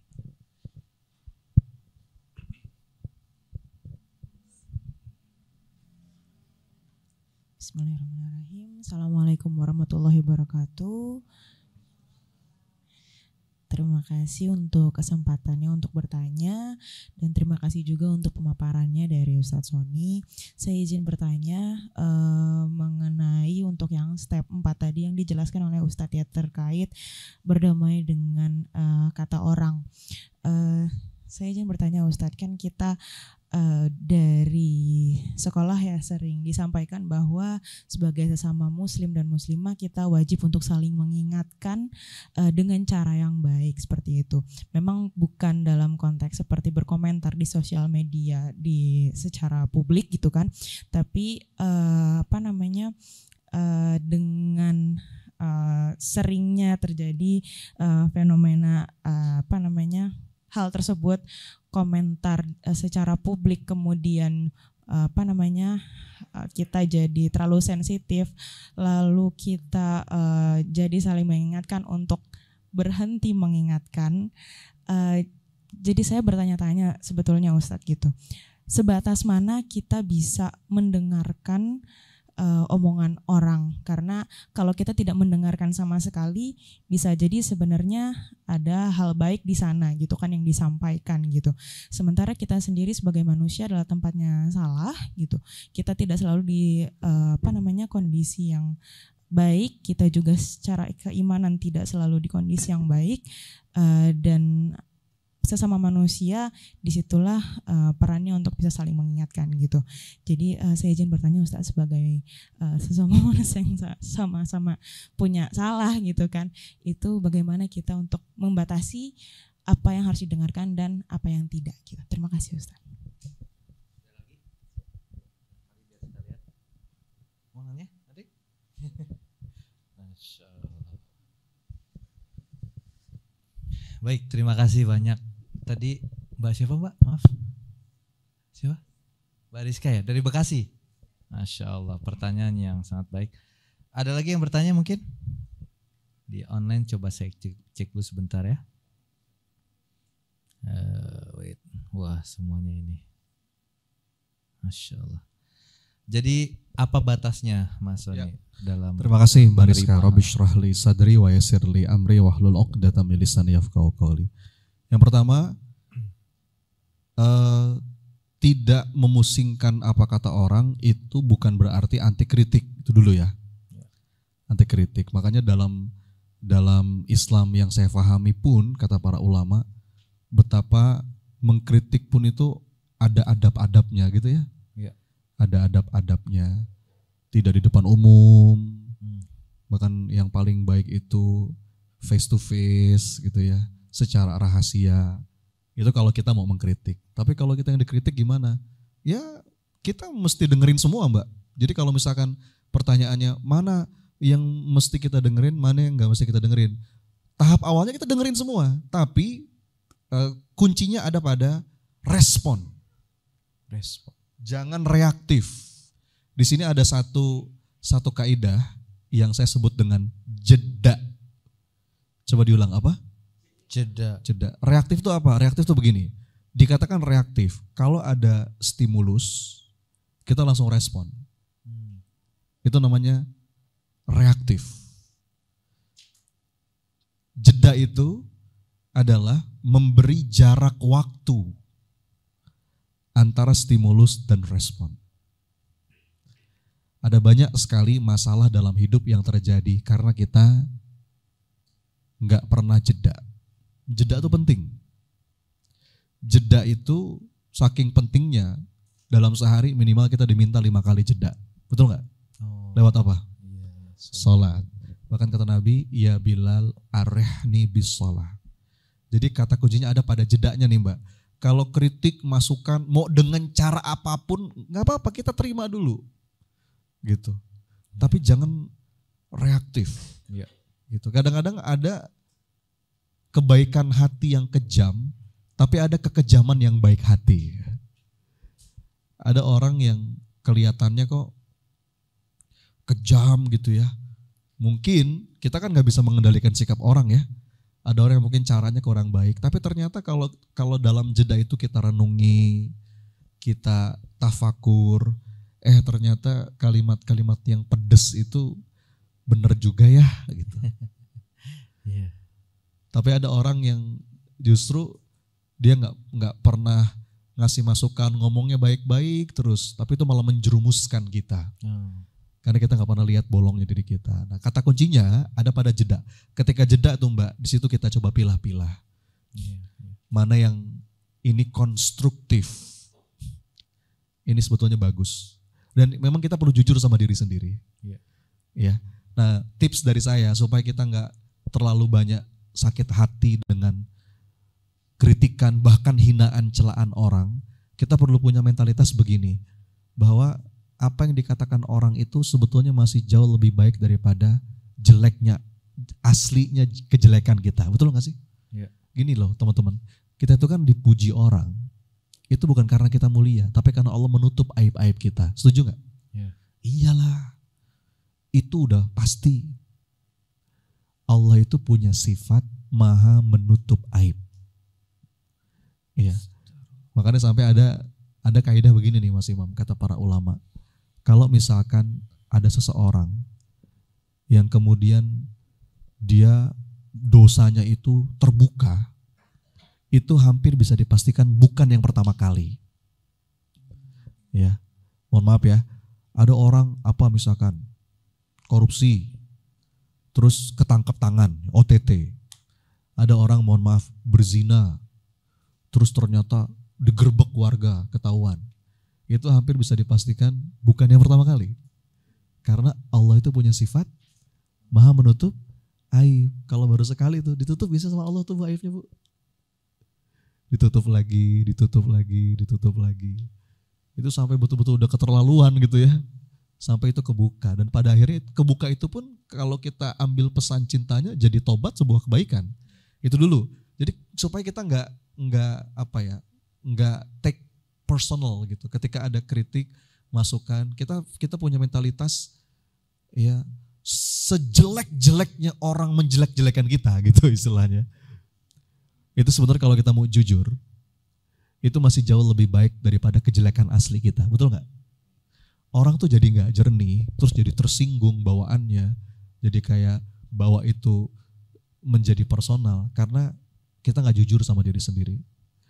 Kita tuh merasa kadang-kadang saya ini lantai 20 loh, begitu ada orang bilang kita lantai 15 tersinggung kita, betul nggak? Kita merasa direndahkan, enak aja saya lantai 20. Makanya kaidah, nah ini dia. Kaidah penting untuk bisa jernih dalam menerima kritikan, rendahkan hatimu serendah-rendahnya. Sampai gak ada lagi yang bisa merendahkan kamu. Kalau ada orang bilang, kamu lantai 15, itu mah bukan hinaan, itu pujian. Kenapa? Saya itu lantai basement gitu. Nah itu beberapa tips sih Mbak, supaya kita lebih jernih aja saat nerima masuk. Walaupun ini butuh latihan ya, lagi-lagi ini butuh latihan. Kesediaan untuk mau mendengar itu butuh dilatih.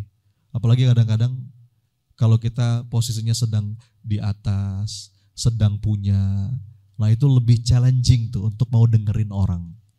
Rasulullah itu teman-teman, salah satu yang membuat Rasul itu dicintai oleh para sahabat, Rasul itu seorang pendengar yang baik. Good listener. Ya, teman-teman tahu nggak kalimat, teman-teman sering dengar kalimat ini nggak? Namanya khutbatul hajat. Innal hamdalillah nahmaduhu wa nasta'inu. Pernah dengar ya? Tahu nggak latar belakang kisah di balik itu? Itu kalimat yang sering dibaca oleh para khotib ketika mau khutbah, betul ya? Latar belakang kisahnya begini. Ada seorang tabib ahli jiwa. Mungkin kalau sekarang disebutnya psikolog atau psikiater ya. Di zaman Nabi dulu disebut tabib ahli jiwa. Namanya Dumat al-Azdi. Dulu kita semua sudah tahu Rasul itu oleh musyrikin Quraisy dipropaganda berbagai macam narasi bohong, hoax. Di antaranya apa? Muhammad gila, betul nggak? Rasul itu dibilang orang gila dulu. Itu narasinya musyrikin Quraisy. Tukang sihir, gila gitu kan. Oh macam-macam. Ada seorang tabib kejiwaan, ahli jiwa, namanya Dumat. Dia itu ahli banget. Banyak orang yang jiwanya sembuh, wasilah ilmunya dia. Begitu dengar kabar, di Mekah ada orang gila namanya Muhammad. Itu kata musyrikin Quraisy. Si Dumat ini terpanggil. Saya ke Mekah deh. Siapa tahu saya bisa mengobati dia. Gitu. Ke Mekah dia, tanya sama orang-orang, mana yang namanya Muhammad? Dalam beberapa riwayat yang pernah saya baca itu, Rasul sedang dekat Ka'bah. Didatengin sama ahli jiwa ini. Tanpa tedeng aling-aling langsung.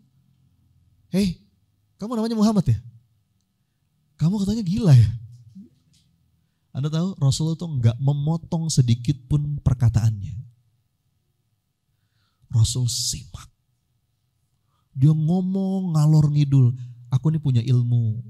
Bisa menyembuhkan orang-orang yang punya sakit jiwa. Mudah-mudahan aku bisa membantu kamu. Dia ngomong terus, Rasul simak dengan penuh perhatian. Ya, teman-teman tahu ya, Rasul itu kalau ngobrol sama orang, ya, itu Rasul betul-betul menghadapkan badannya, mukanya, telinganya. Makanya orang tuh kalau, kenapa sampai Rasul disebut tukang sihir? Karena ada orang yang ketemu Rasulullah, pulang itu kesemsem. Saking berasa dihargainya. Diperlakukan spesial oleh Rasulullah. Di antara sikap Rasul itu gitu. Orang ngomong, itu Rasul nyimak. Gak sedikit pun Rasul memotong ucapannya, padahal itu apa yang dikatakan itu betul-betul sangat bisa disanggah gitu ya. Dia ngomong, begitu udah selesai, baru Rasul ngomong. Anda tahu apa yang Rasul omongkan? Kalimat yang tadi. Begitu orang itu ngomong, Rasul baru bicara. Innal hamdalillah nahmaduhu wa nasta'inuhu wa nastaghfiruh wa na'udzu billahi min sururi anfusina wa min sayyiati a'malina may yahdihillahu fala mudhillalah wa may yudlil fala hadiyalah. Sebaik kalimat itu membuat tabib ahli jiwa ini bengong, teman-teman. Kalimat itu indah sekali. Orang gila macam apa ini? Wahai Muhammad, bisakah engkau ulang lagi kalimat itu? Diulang lagi sama Rasulullah. Innal hamdalillah. Segala puji bagi Allah. Nahmaduhu wa nasta'inuhu wa nastaghfiruh. Kepadanya kita memuji, meminta ampunan, meminta pertolongan. Wa na'udzubillahi min sururi anfusina wa min sayyiati a'malina. May yahdihillahu fala mudhillalah wa may yudlil fala hadiyalah. Kalau Allah sudah memberikan hidayah kepada seseorang, enggak ada yang bisa menyesatkannya. Kalau ada yang kalau Allah sudah menyesatkan seseorang, enggak ada yang bisa memberinya hidayah. Teman-teman tahu? Setelah itu, Dumat Al-Azdi langsung bersyahadat. Poin saya apa? Good listening. Kita memang butuh melatih untuk mau jadi pendengar yang baik. Itu butuh latihan. Nah, jadi kalau yang mana yang perlu kita dengar? Kalau dengar aja semua, gitu. Tapi kita mesti responnya dengan jernih. Nah, ketika jeda, di situ kita pilih. Ini nggak usah nggak perlu kita hiraukan. Yang ini kayaknya bener nih. Walaupun nyelekit kadang-kadang ngomongan itu ya. Tapi sebetulnya kalau saya mau jujur, ini masukan yang begitu berharga, gitu tuh Mbak. Ya. Tapi prinsipnya jangan reaktif, itu aja sih. Kadang-kadang kita suka reaktif. Dan kita tuh sakit hati, tersinggung atau enggak, tergantung cara kita memaknai. Jadi berlatih untuk, selain berlatih jeda, ada 3 berarti ya kalau saya boleh simpulkan. Yang pertama, berlatih mendengar. Allah itu ngasih kita 2 telinga dan 1 lidah. Itu sebuah isyarat untuk lebih banyak mendengar dibandingkan berbicara. 1, yang kedua berlatih jeda. Dalam jeda itulah kita saring gitu ya. Memang betul, nggak semua komentar orang tuh penting gitu ya. Tapi ada juga yang penting, walaupun itu sakit. Ya, dalam jeda itu kita betul-betul renungi, tafakur. Makanya kata para ulama, kalau saya nggak salah kata Imam Syafi'i, beliau mengatakan 1 kali tafakur itu bisa lebih afdol dibandingkan ratusan rokaat sholat sunnah. Itu kalau nggak salah kata Imam Syafi'i. Karena ketika tafakur itu kita betul-betul refleksi diri. Ya. Dan yang ketiga, berlatih memaknai kejadian atau perkataan orang dengan makna yang positif. Itu mungkin jawabannya. Allahu a'lam bishawab. Allahumma sholli ala Muhammad. Masya Allah, makasih banyak Mas Sony, luar biasa. Ini juga menjawab mungkin beberapa pertanyaan teman-teman yang ada di online ya.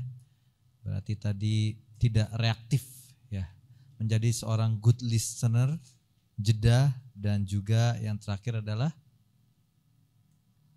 memaknai ya itu kejadian yang menimpanya. Baik Bapak Ibu, ini juga ada yang menanyakan, ini kajian titik balik di mana katanya. Ini di Bekasinya di mana? Saya qadrallah bukan orang Bekasi ya. Saya lihat mapsnya dulu nih. Di Pekayon bukan ya? Betul ya? Di Pekayon Jaya, Kecamatan Bekasi Selatan. Nah ya, kalau di maps itu namanya Akademi Prestasi Learning Center. Nah insya Allah diskusi-diskusi seperti ini, circle seperti ini, kajian seperti ini insya Allah doakan bisa rutin. Karena alhamdulillah ini adalah sebagai CSR juga dari Akademi Prestasi yang diamanahkan kepada Abdi Foundation, yang mana Abdi Foundation sudah alhamdulillah berdiri sebulan ini. Alhamdulillah, tapi semoga saja impact-nya besar. Selama sebulan ini Abdi Foundation sudah mencoba, sebenarnya ada videonya, tapi saya lupa masukkan audionya. Ada videonya tapi audionya tidak ada. Jadi alhamdulillah rutin setiap hari berbagi kurang lebih 200-300 ribu rupiah dengan berbentuk air minum, tapi kita kasih uang tuh dikaretin gitu 20 ribuan. Ya kecil-kecil lah, kita lihat senyuman 20 ribu. Kemudian juga ke Palestina ya, sempat kita ada kegiatan ke Palestina. Dan ini disebut Abdi Light. Jadi titik balik ini adalah salah satu program untuk menjaga keimanan kita, ruhiyah kita, mental kita, yang tadi saya juga sangat mengena ya. Banyak orang ternyata mungkin terlihat di luarnya ya tidak soleh atau tidak soleha, tapi jangan-jangan gitu amalan hatinya justru lebih soleh dibandingkan kita. Masya Allah, tabarakallah. Kalau Bapak Ibu berminat untuk terus keep in touch dengan kita di Abdi Foundation atau di Kajian Titik Balik, Bapak Ibu bisa kunjungi www.abdifoundation.org kalau websitenya, kalau Instagramnya abdifoundation.id gitu ya. Jadi Titik Balik ini baru berjalan, kalau Bapak Ibu temenin, Mas Oni juga temanin, insya Allah yang jelas juga Allah temani, semoga bisa istiqomah, insya Allah, amin amin ya rabbal alamin. Terima kasih banyak Bapak Ibu. Mungkin sebenarnya masih banyak pertanyaannya, di kolom chat juga ini ada beberapa pertanyaan ya. Namun waktu lagi-lagi memisahkan kita, tapi jangan bersedih, insya Allah jikalau Bapak Ibu dan kawan-kawan senang dengan program ini, Bapak Ibu bisa datangi Instagram kami dan bilang di postingan yang hari ini ya, lanjutkan gitu. bukan lanjutkan presiden, tapi lanjutkan kajian Titik Balik ini, insya Allah. Tapi menurut Bapak Ibu, lanjutkan atau tidak? Lanjutkan atau lanjutkan banget? Lanjutkan banget, alhamdulillah. Dan mohon doanya ditakdirkan oleh Allah. Tadi Mas Soni juga sudah sampaikan, mendapatkan waktu yang terbaik. Jadi Bapak Ibu mungkin khususnya yang perempuan, saya juga dalam hati, wah iya juga ya, kemalaman ya khawatirnya gitu ya. Kalau ngantuk sih saya lihat tidak ya, karena ini kayak ya masa lagi ngantuk ketampar. Jadi bangun otomatis gitu ya. Jadi mohon doanya agar Allah takdirkan di waktu yang terbaik, dengan guru-guru yang terbaik, dengan teman seperjalanan ini yang terbaik, dan dengan orang-orang yang mensupport insya Allah ya. Terima kasih banyak Mas Soni Abikim, makasih banyak Bapak Ibu kawan-kawan. Setelah ini yang di online juga saya ucapkan mohon maaf sebelumnya tidak bisa menyapa satu persatu, tapi kehadiran kawan-kawan di online itu juga membuat kita semangat dan juga semoga menjadi keberkahan yang lebih-lebih dibandingkan yang ada. Insya Allah. Mas Soni sebelum ditutup. Iya, saya sayang Mas Iman kalau boleh saran. Ya. Dalam setiap majelis itu jangan lupa ada sesi doa. Doa. Karena terus terang saya tuh kalau diundang berbagi di majelis taklim, sesi yang paling saya tunggu tuh sesi doa bareng jamaah. Betul. Karena majelis ilmu itu momentum doa kita diijabah. Benar. Jadi kalau teman-teman, Bapak Ibu hadir di majelis ilmu, yang mestinya paling dinanti itu sesi doa barengnya. Betul. Bahkan itu bisa lebih penting daripada sesi materinya. Ya. Jadi ada hadisnya, kata Nabi itu, ketika ada satu forum, satu majelis yang di situ saling ingat mengingatkan dalam kebaikan, dalam kesabaran, apalagi membedah ayat-ayatnya Allah, maka ada curahan rahmat Allah turun di situ dan malaikat pun menyertainya. Jadi sebelum ditutup, saya mau ngajak kita doa bareng dulu, boleh? Boleh. Yuk angkat tangannya, hadirkan hatinya, teman-teman ayah bunda. Istighfar dulu yuk dari hati. Astagfirullah. Salawat kepada Nabi. Allahumma salli wa sallim wa barik ala Muhammad wa ala alihi wa ashabihi ajmain.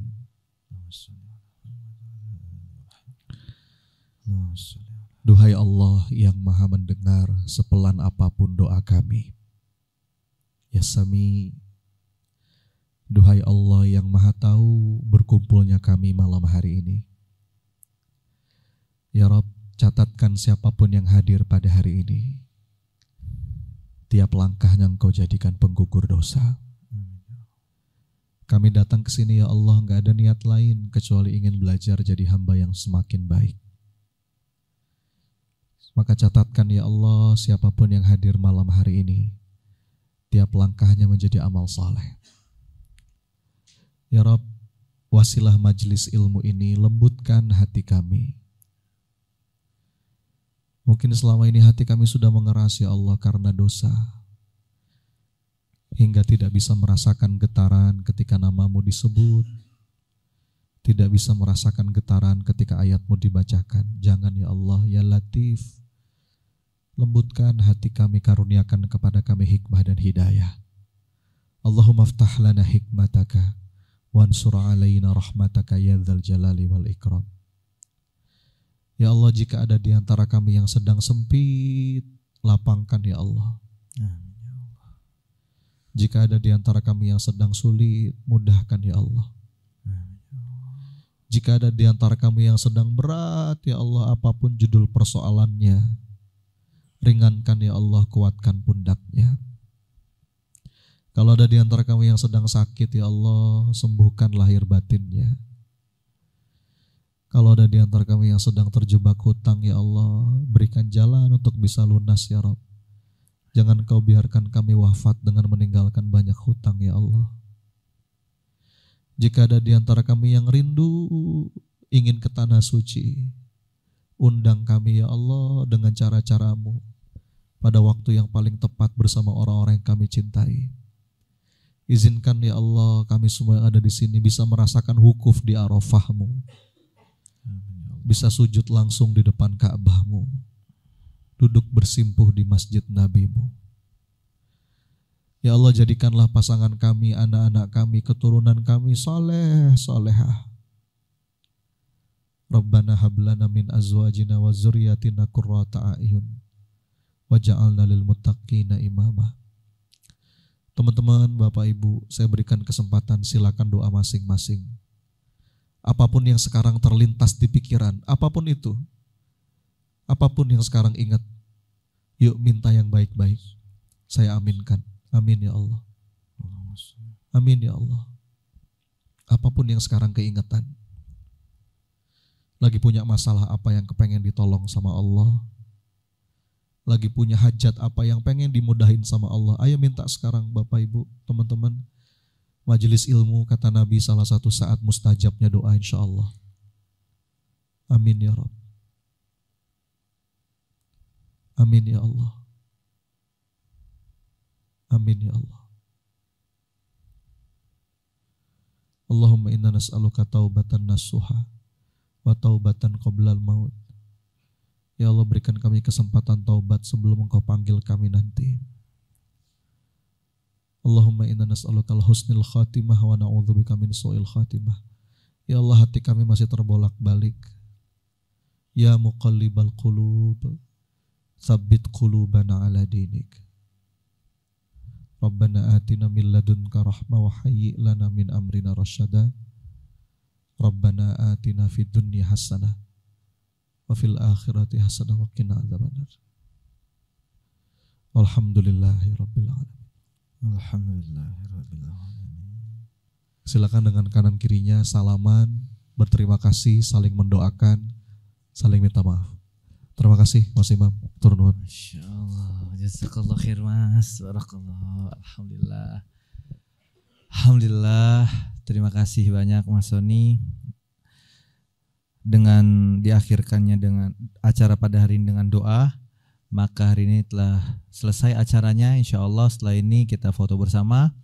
Yang di Zoom silahkan bisa di capture mungkin Mas Sansan. 1, ya siap-siap.